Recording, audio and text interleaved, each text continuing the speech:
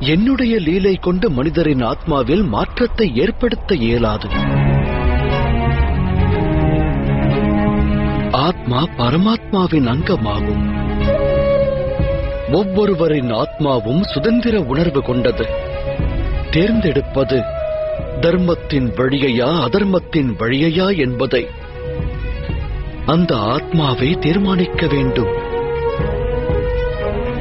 தேர்ந்தெடுக்கும் அந்த முடிவினை எந்த லீலையாலும் மாற்ற இயலாது. இதில் ஆச்சரியம் ஒன்றுண்டு சகி. மனிதன் சுதந்திரமானவன். ஆனால் அவன் தன் அறிவை கொண்டு சிந்திப்பதில்லை.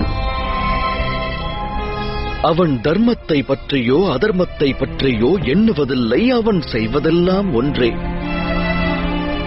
தன்னை விட அதிக சக்தியை கொண்டவனுடைய உயர்ந்த ஸ்தானத்தில் வீற்றிருப்ப